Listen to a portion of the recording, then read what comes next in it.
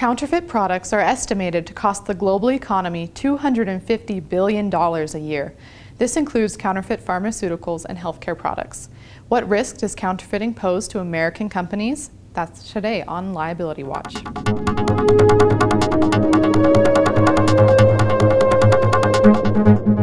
Welcome to Liability Watch. I'm Shelby Neal. Counterfeit products pose a variety of problems for companies. In addition to raising serious health and safety issues for consumers, counterfeits can seriously damage a legitimate company's brand equity. Further, counterfeit products cost companies billions of dollars in lost sales. What can companies do to protect their brands and to fight counterfeiting? Today we'll hear from Bryon Benevento, a product liability attorney at Dorsey and Whitney, LLP. He'll discuss how to establish an effective anti-counterfeiting program and the tools available to fight back against counterfeiters. Bryon? Thank you. Counterfeiting is a huge problem, and it continues to grow. The value of counterfeit goods seized rose by 38% in 2013 to over $1.7 billion. Counterfeit goods involve a broad range of products, including pharmaceuticals, electronics, vehicles, and apparel. Counterfeit products can present serious health and safety concerns. For instance, counterfeit pharmaceuticals are not tested or approved by the FDA or any other government agency. These knockoff products can contain substances that can cause serious injury, illnesses, and even death. Last year, over $18 million worth of counterfeit pharmaceuticals were seized from companies from India, and over $43 million were seized from companies from China. To protect its brand and its products from counterfeiting, companies should take several steps. First and most importantly, the company should register its trademark and its service marks in the United States to take full advantage of the laws to protect it against anti-counterfeiting. Registering the marks permits the mark owner to bring a lawsuit to prevent the sale or importation of the counterfeit product.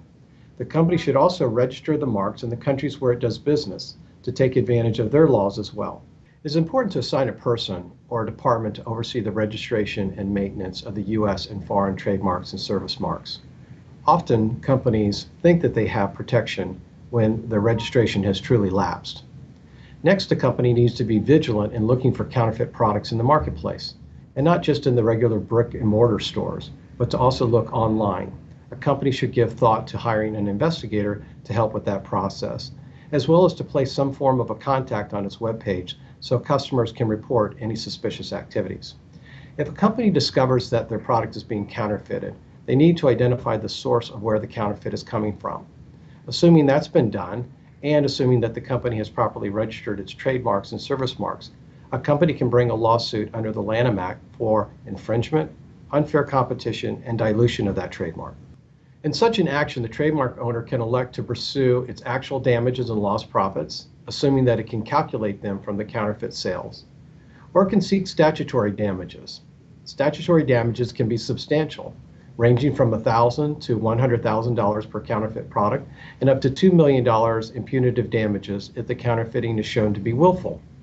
In addition to seeking damages, a trademark owner can seek a restraining order or preliminary injunction to stop the counterfeiter from selling or distributing the knockoff product in the marketplace. A trademark owner can also seek a civil seizure order. This is done through an ex parte proceeding, meaning that the counterfeiter does not receive notice of the process. If the court grants such an order, the law enforcement officials carry out the actual seizure. They can seize the building where the counterfeit products are being housed, freeze the assets of the counterfeiter, or they can destroy the counterfeit goods. Before seeking a seizure order, however, the company should give serious thought to the potential downsides. If a seizure order is found to be unlawful or wrongful, the company that obtained the order can be liable for substantial penalties, including lost profits, cost of goods, lost goodwill, punitive damages, and attorney's fees. Much like a preliminary injunction or temporary restraining order, a security bond is required in the event the seizure is ultimately found to be wrongfully issued. A company victimized by counterfeiting may also ask its local U.S. Attorney's Office to seek criminal penalties against the counterfeiter under the 1984 Trademark Counterfeiting Act. The trademark owner and his counsel should work closely with the U.S. Attorney's Office to identify the scope and significance of the counterfeiting. As with any criminal matter, the decision to prosecute is solely within that of the government. So the trademark owner needs to identify the uniqueness of the harm as well as any harm to the public in stopping the knockoffs. The criminal penalties for counterfeiting can include 10 years in prison, $2 million in fines against an individual, or if it's against a company, up to $5 million.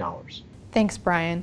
To request a copy of Dorsey & Whitney's no-cost anti-counterfeiting checklist, follow the link on the screen. If you'd like more information on protecting your company from counterfeiting, contact Bryon or visit dorsey.com/products liability. I'm Shelby Neal for Liability Watch. Thanks for watching.